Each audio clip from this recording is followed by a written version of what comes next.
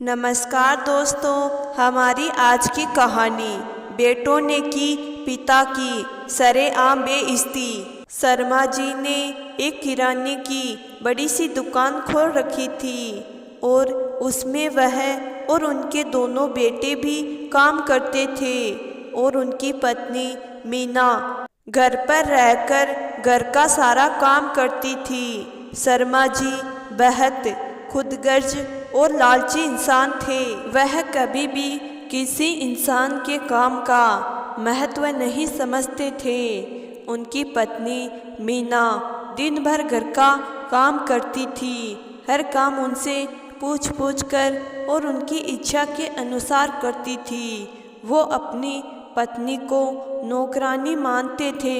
दोपहर को जब शर्मा जी घर आए तो बेहद परेशान और दुखी लग रहे थे, तो उनकी उदासी का कारण पूछा तो उनके पति शर्मा जी बोले, मैं आज के बाद कभी भी दुकान पर नहीं जाऊंगा, क्योंकि तुम्हारे लाडले बेटों ने आज दुकान पर सबके सामने मेरी बेइज्जती कर रहा था और मुझे अपने नौकरों के सामने जलील कर रहा था। शर्मा जी की पत्नी मीना बोली, आखिर ऐसा हुआ क्या? आप तो हमेशा दोनों बेटों की तारीफ करते रहते थे, हमेशा यही कहते थे कि मेरे बेटे तो मुझ पर गए हैं, कभी भी मेरी बात नहीं टालते।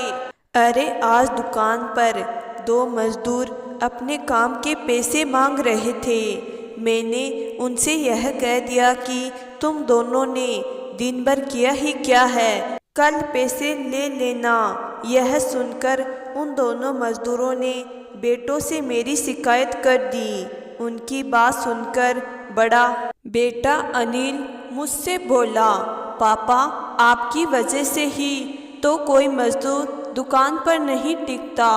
आप कभी भी किसी इंसान के काम की कीमत नहीं समझते। और छोटा बेटा कहाँ चुप रहने वाला था। महेश बोला, पापा आप पैसों के लालच में इतने अंधे हो गई है कि आपकी इंसानियत पूरी तरीके से टूट गई।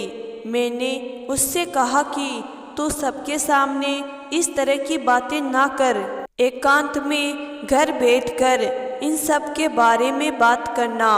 परंतु उसने मेरी एक ना मानी और मजदूर और नौकरों के सामने ही मुझसे बोला, पापा जब यह आपसे काम करने के पैसे मांग रहा था तो आप उसे पैसे दे देते।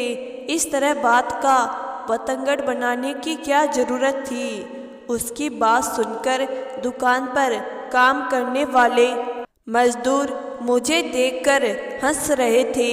यह देखकर मुझे बहुत बुरा लगा और मैं उससे बोला कि मैं आज के बाद दुकान पर नहीं आऊँगा। यह सुनकर उसने मुझसे कहा, पापा आप दिन भर करते ही क्या हो?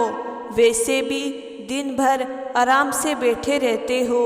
अगर कोई मजदूर और नौकर काम करता भी है तो आप उसकी बेइज्जती कर देते हो। यह सुनकर मैं अपमान का घूंट पीकर यहाँ घर चला आया। आज के बाद मैं कभी भी दुकान पर नहीं जाऊँगा और ना ही कुछ काम देखूँगा। अपने पति की बात सुनकर मीना बोली, आज खुद पर पड़ी तो तुम्हें एहसास हुआ कि सबके सामने बेइज्जती होती है तो बहुत बुरा लगता है। मैं तुम्हें पिछले वर्षों से समझाती आ रही थी कि सबके सामने मुझे ताना ना सुनाया करो, परंतु तुमने मेरी तो कभी नहीं मानी। हर रोज मेरा अपमान करते रहते हो। एक दिन मीना ने अपने पति की मनपसंद आलू और छोले की सब्जी और गाजर का हलवा बनाया था, जिसे शर्मा जी पेट भरकर खाया था। जब मीना उनसे बोली कि खाना कैसा बना है तो तारीफ करने की बजाय गुस्से में बोले, ये कोई खाना बना है? बिल्कुल भी स्वाद नहीं था, ढंग का खाना भी नहीं बना सकती तुम दिन भर करती ही क्या हो? सारे दिन आराम फरमाती रहती है महारानी और दिन भर घर में निठल्ली पड़ी रहती हो। यह सब बात बेटे भी सुन रहे थे।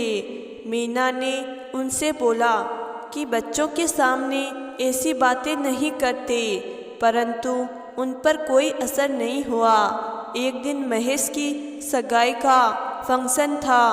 मीना ने बड़ी मेहनत से महेश के सगाई की तैयारी की थी। सभी मेहमानों की आवभगत और खाना भी उसने खुद ही बनाया था।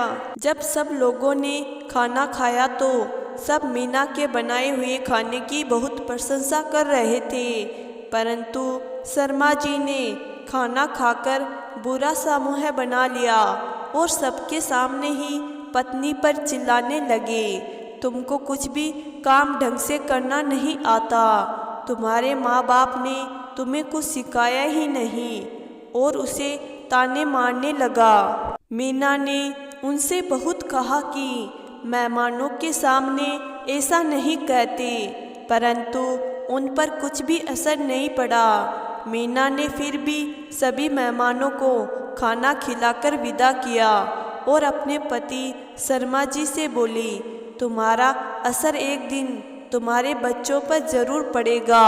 जब एक दिन वह सबके सामने तुम्हारी बेइज्जती करेगा, तब तुम्हें पता चलेगा कि कितना दुख होता है जब सबके सामने अपना अपमान सहना पड़ता है।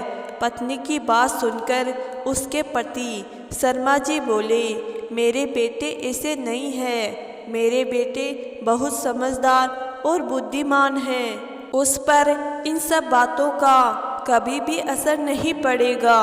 परंतु कहते हैं ना कि देर सवेरे ही सही, पुत्र पर अपने पिता का असर जरूर पड़ता है। अपने पति शर्मा जी को दुखी देखकर मीना बोली, आज जब मजदूरों के सामने बेटों ने आपको बुरा भला कहा तो आपने दुकान पर जाने से मना कर दिया, परंतु मैं तो इतने सालों से आपकी जली कटी सुन रही हूँ और फिर भी अपना हर कर्तव्य पूरी निष्ठा से निभा रही हूँ।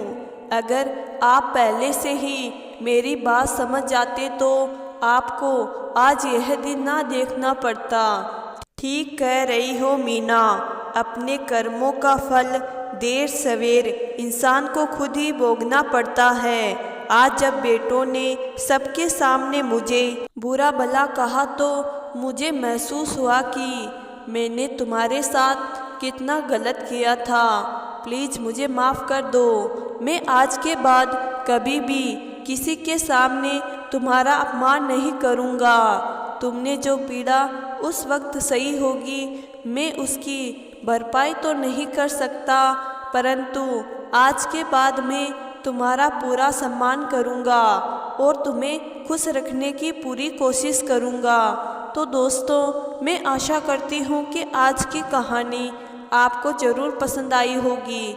कहानी पसंद आई है तो कहानी को लाइक और चैनल को ज़रूर सब्सक्राइब करना। धन्यवाद।